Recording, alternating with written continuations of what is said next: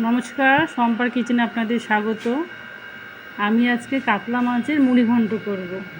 মুড়িঘণ্ট এমন একটা জিনিস সবারই খুব পছন্দের খাবার। সে করার জন্য কী কী লাগে দেখুন, চলুন করা যাক। দেখুন, মাছ ভাজা আমার হয়ে গেছে প্রায়। আর এই মুড়িঘণ্ট করার জন্য আমি নিয়েছি এই যে ছোটো ছোটো করে আলু পেঁয়াজ কেটে নিয়েছি। আর এই যে পেঁয়াজ লঙ্কা আদা একসাথে এটা একটু মিক্সিতে বেটে নেব। টমেটো নিয়েছি, সম্বারের জন্য শুকনো লঙ্কা জিরে তেজপাতা, আর এই যে গোবিন্দভোগ চাল, আর জিরের গুঁড়ো ধনের গুঁড়ো লঙ্কার গুঁড়ো লাগবে, নুন চিনি। মাছটা ভাজা হয়ে গেছে, আমি উঠিয়ে নিচ্ছি। গোবিন্দভোগ চালটা ভাজতে হবে, এই জন্য আমি আলাদা কড়াইতে নিলাম, কেন পুরো চালটা পুরো একবারে ভরে যায়। আলাদা করে একটা কিছুতে ভেজে নেবেন আপনারা। এটা চিরা দিয়েও করা যায়, চিরাও ভেজে অনেকে করে। এই দেখুন পুরো ভেজে পুরো ভরে যাবে বলে আমি আলাদা করে এটা ভেজে নিচ্ছি। এই যে চালটা আলাদা করে ভেজে আলাদা রাখলাম। আর এই কড়াইতে আমি তেল গরমই আছে, জিরে তেজপাতা শুকনো লঙ্কা সম্বার দিয়ে দিলাম।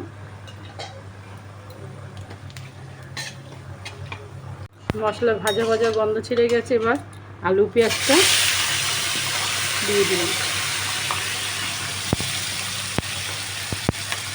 পরিমাণ মতো লবণ হলুদ দিয়ে এটা ভাজা হতে দিতে হবে।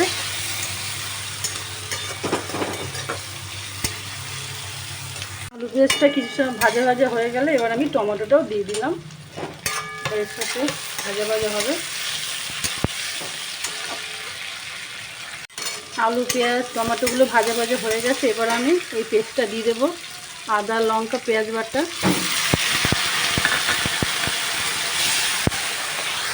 পরিমাণ মতো জিরের গুঁড়ো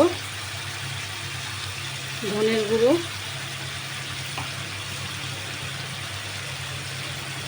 দিয়ে নাড়াচাড়া করছি। লঙ্কা দেব, লাল লঙ্কার গুঁড়ো দিলাম, পরিমাণ মতো একটু হলুদ দেব। আর মশলা কষানোর সময় চিনিও দিতে হবে, আর লবণ তো দেওয়া আছে। তো এটা ভালো করে কিছুটা সময় কষানোর পরে চালগুলো এর মধ্যে দিয়ে দিতে হবে। একটু কষানো হোক, মশলাটা কিছুটা কষানোর পর আমি চালগুলো দিয়ে দিলাম।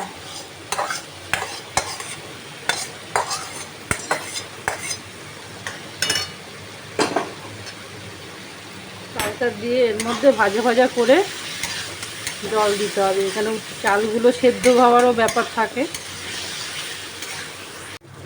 মশলাটা হয়ে গেছে, আমি আবার কিছু পরিমাণে লবণ দিয়ে দিলাম। এখন জলটা দেব, লবণটা একটু লাগবে।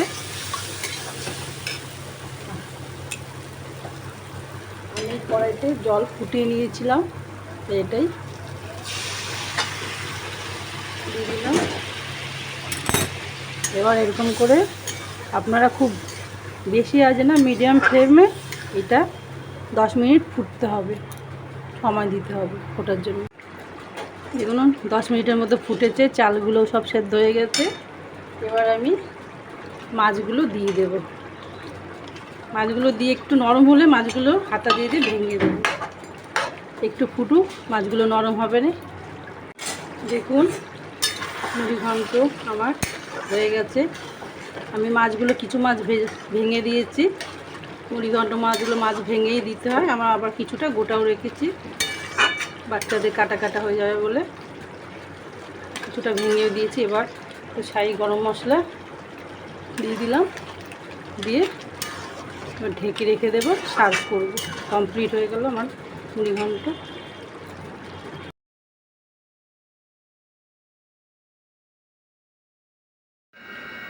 এই যে দেখুন মুড়িঘণ্ট রান্না কমপ্লিট হয়ে গেছে। মুড়িঘণ্টতে গোবিন্দভোগ চাল দিয়ে করে এবং চালগুলো ভালো সেদ্ধ হয়ে গেছে, কমপ্লিট। আপনাদের দেখবেন কেমন লাগছে, ভালো লাগলে লাইক করবেন, কমেন্ট করবেন, শেয়ার করবেন। আর আমার যে নতুন বন্ধুরা এখনও আমার চ্যানেলটাকে সাবস্ক্রাইব না করে থাকেন, করবেন। তবে যা করবে সহজেই আমার ঘরোয়া রান্না, রোজকার রান্না ভিডিও আপনারা সহজেই পেয়ে যাবেন। নমস্কার, ভালো থাকবেন।